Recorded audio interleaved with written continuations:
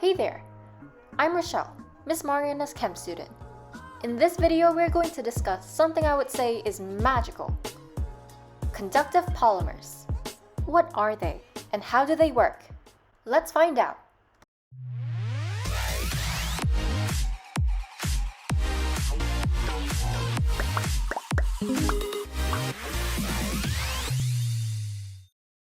Like any other new word, to start off, let's look at its definition. A conductive polymer is made of two words, conductive and polymer. Being conductive means to have the property of conducting heat or electricity, while polymers mean many parts. In this case, it refers to the repeating units of monomers. If you look closely into any conductive polymer, you'd see that there's an alternating pattern of single and double bonds holding the atoms of the polymers together. This is known as a conjugated backbone. Along this backbone, the sigma bonds hold each atom together by concentrating electrons directly between them. The pi bonds, which constitute the second bond in each double bond, strengthen the connections between their atoms by attracting electrons above and below the plane of the molecule.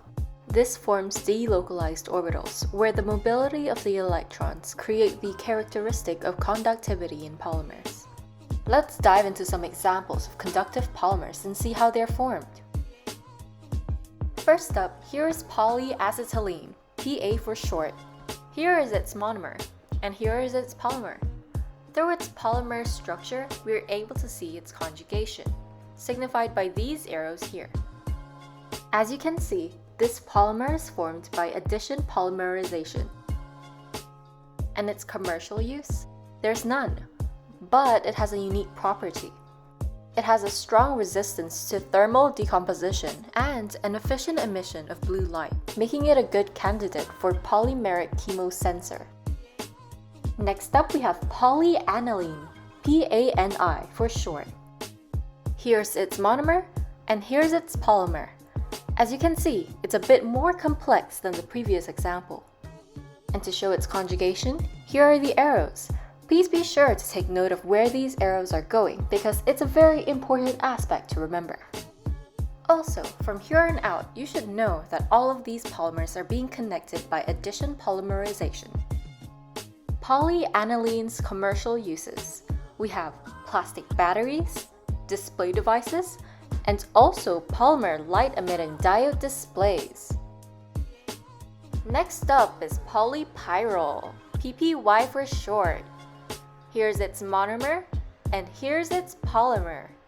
Look at how the conjugation arrows navigate polypyrrole. Polypyrrole commercial uses include polypyrrole textiles by coating yarns or fabrics made of polyester. That way, these textiles are electromagnetic shielding. Next up, we have Polythiophene, PTH for short. Here's its monomer, and here's its polymer. And here are the arrows to show the conjugation of PTH. Commercial uses include light-emitting diodes, water purification devices, and hydrogen storage. Next up, we have Polyparaphenoline, PPP for short. Here's its monomer, and here's its polymer. Take note of where the para name comes from. Ortho, meta, para. As you can see, the connections are starting from para, and therefore PPP's name is made. Commercial uses of PPP include semiconductor components and aircraft substructures. Next on our list is Polyphenylene vinylene, PPV for short.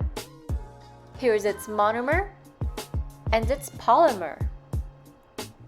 Do take note that its para form is the most stable.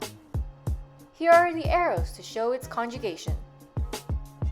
PPV's commercial uses. Since it's capable of electroluminescence, it was used as the first emissive layer in the first polymer light-emitting diodes. And finally, my personal favorite, Polyfuran PA for short. Its monomer looks like a cupcake, and its polymer looks like a chain of cupcakes. Here are the arrows to show the conjugation of polyfuran. Its commercial uses include solar cells and electronic devices. So, that's the end of the video. I hope all of you enjoyed and learned something new. Be sure to like, comment, and subscribe, and see you next time.